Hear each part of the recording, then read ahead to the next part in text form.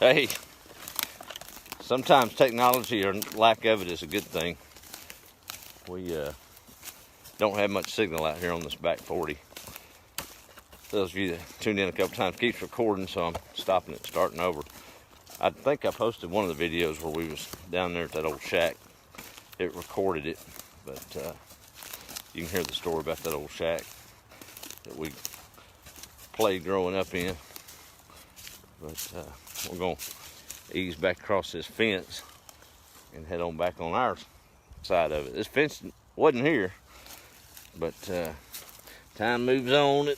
And had to sell part of the property sold back there. Of course, it's a pine tree farm now, but we're not harming anything, just out looking at old memories. So I don't imagine they'll mind too much, especially since it ain't hunting season. Been a pretty good day here. We got our P-rows made. If you're Cajun, I'm not talking about a boat, although those would be cool to make too. Talking about in the garden, we had 8 rows of peas to set. Didn't plant them yet. It's not next few days isn't the best time to plant, so we're gonna do that this probably April 1st. I'm climbing in this old truck. It's my aunt's. It was my Memaw's, and my oldest cousin Poogie. He told me a story about the day that Memaw bought this truck. He happened to come by. It's a 1990 GMC, y'all. It's not been driven a whole lot. Y'all don't take a guess how many miles on it. I may have told you before, but he said he come through here one afternoon and Memaw was on the front porch, all dressed up with her purse, ready to go to town. And he pulled up. She loved Poogie. I tell you what, that was her firstborn grandchild, and spent a lot of time with him as he grew up right across the road with his mom and dad. But they was always hoo-hawing each other. He hollered at us, said, "Memaw, where you going?" She said, "I'm going to town." And he said, what are you going to town for?" She said, "I'm going to buy me a truck, and I'm paying cash." And she didn't put a note on anything. And he said, "Well, what are you going to do that for?" She said, "Because I can." And here we are driving on the old place because she could. But this 1990 truck has got 85,000 miles on it. How about that? Hey, you took me too far. I got to go to the chicken house. You said the house. Them chickens looking at us crazy. Thank you, sir. But this old place is so big, it wears you out. So thought we'd take a ride to the back pasture. But you know, I noticed something. I noticed a lot. This garden teaches me a whole bunch, and appreciate y'all coming along and listening to the ramblings at times. And I'll tell you, 99.99% of them are directed straight at me, and kind of my self-discovery and relearning some things that most of y'all probably already have learned. But I guess appreciate you listening to me learn them again. But this whole garden, of course, it teaches you patience. For those of you that garden will know that. And joy. And I'll tell you, when it comes to rain, just like the other evening when that little thunderstorm comes through, a lot of folks will hear it come through and it's just another passing rainstorm. And to me it was for so many years, but wasn't much to it. But it was watering the garden, and I sure was thankful. And it taught me thankfulness. Today I learned something a little different on this garden as I finished setting the rows. You know, if I pass it every day and look out here and it looks straight, I have the rows straight, looks like a good square, got a little diagonal to it here, and looks fine. But as I started setting them straight rows and closing in on the edge, I noticed something when I got to the end of it. I was off about 3 yardsticks and 2 hands from one end to the other. Now my rows were straight, but my outline wasn't.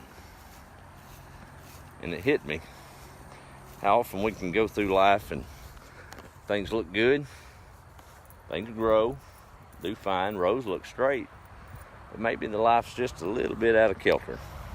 And you don't realize it till you start setting straight rows. Maybe doing a little better. And as you go along, you realize that, man, I've got straight rows, but just a little out of kilter. Maybe 3 yardsticks and 2 hands. So I had to bust a new line. I did my trick of taking my yardstick, putting it at the end, evenly spaced from that last row, and now I've got a square edge.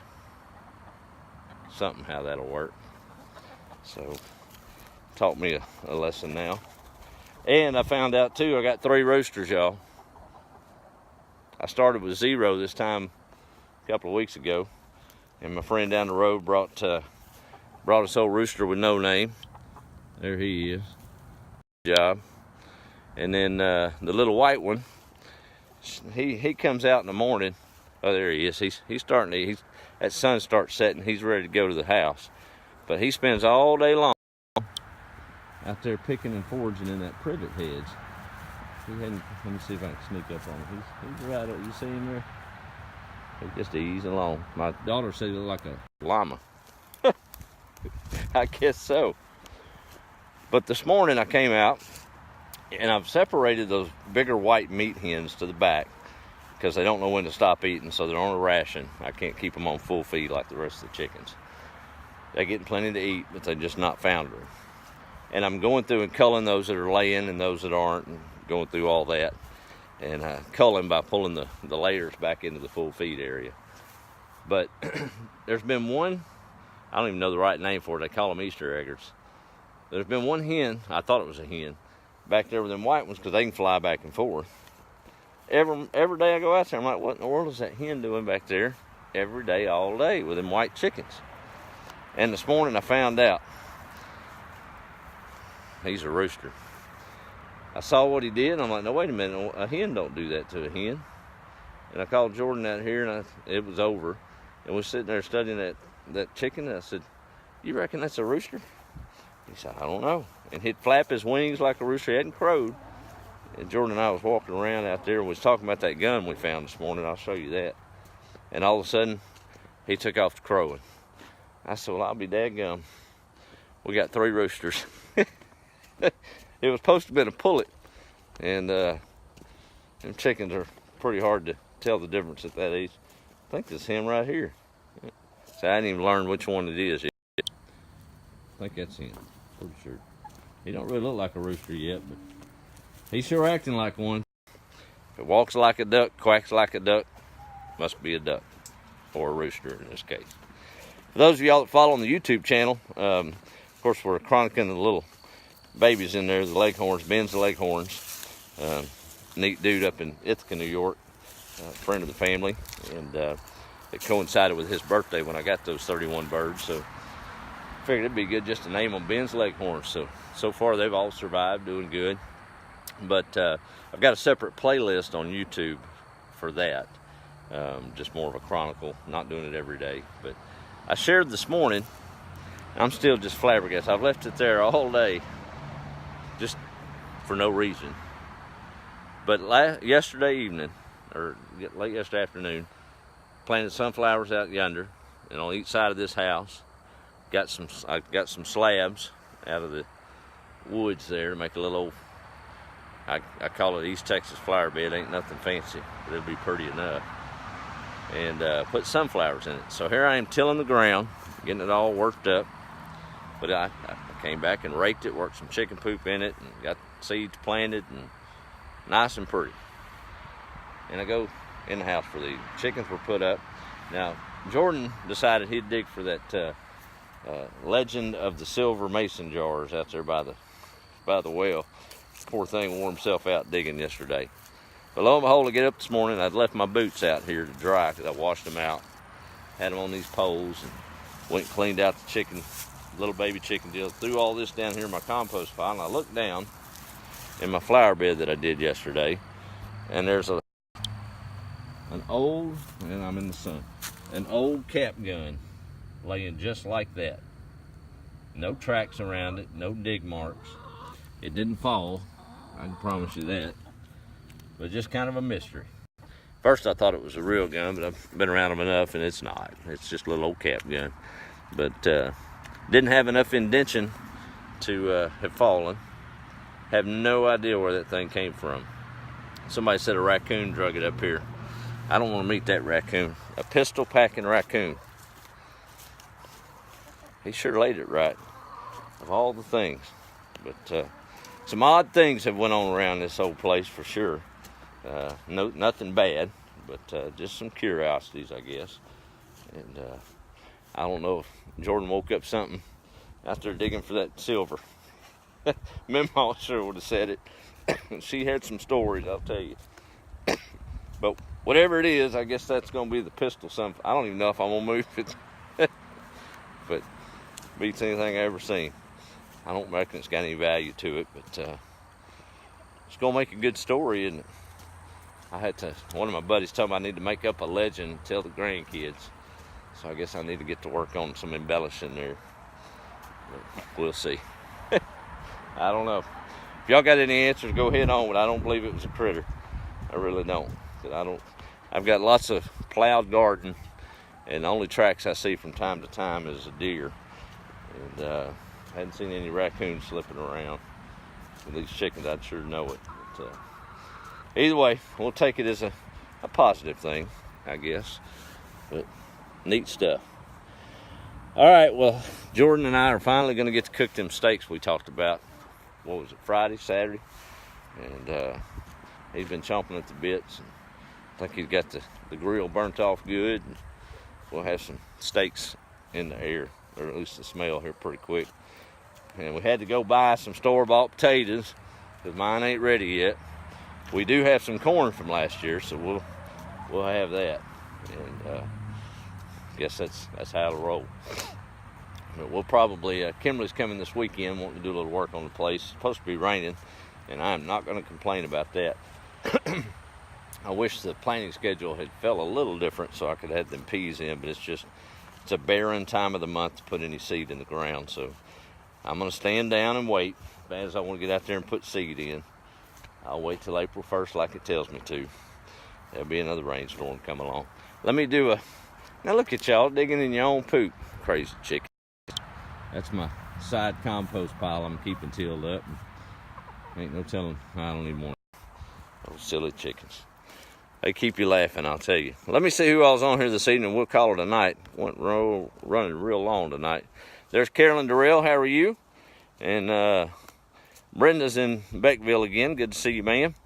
Miss Melinda Hermiston. Yeah, we was joyriding in the pasture. There's Teresa, how are you? And Lana's on. Insinuate you aren't. So, how tall am I? Well, I'm taller than these chickens. We'll leave it at that. When I moved to Waco there for those few years, I felt like I was exposed or a giant or something because nice area. I got used to it, really liked it out there, but it wasn't East Texas. When I first got out there, you cross I-45 going west, and all of a sudden the trees disappear. And I looked around, I was taller than every mesquite tree around me, and that was saying something. So I'm not even halfway to 6 foot from 5, so we'll leave it at that. There's Kathy, thank you. Miss Betty in Mississippi, Central Mississippi. The YouTube channel is Washboard Chronicles. The same thing, didn't make it complicated. There's Miss Alicia and Luke. I think he's overseas, Australia, I believe. Is it, Luke? Good to see you. And there's Miss Linda. And Caroline's in South Wales. How about that? Kathy says I need a game camera. Yeah, I reckon I guess I could get one. I kind of like the mystery, though. Pistol packing Rusty the raccoon. Give me the eggs or else. Oh, man. I might need to name that rooster we found this morning that we discovered was a rooster. I guess we could name him Pistol Pete. Y'all reckon? I cracked the other day. We hadn't named the first rooster. And I said, I guess I need to get 50 roosters so I can have enough roosters to distribute all the names y'all submitted. And I'm already to 3. I might need to keep my mouth shut. I don't need all them many roosters, do I? We may have to name that one Pistol Pete, though. I think that's what we're going to do since we discovered him this morning. Seems only right. There's Cheryl Swain. Yeah, well, thank you. Hey, there's Kyle. What's going on, brother? Good to see you. Let's see. I will, Debbie. We sure hope to. There's Donna in Pensacola. Anita's in Florida. And Darlene's in Camino Island, Washington. I guess that's how you pronounce that. That's how we're going to say it this evening. But y'all have a great day. And we still got some things to... I didn't even gather the eggs yet. My goodness. I got to do some catching up.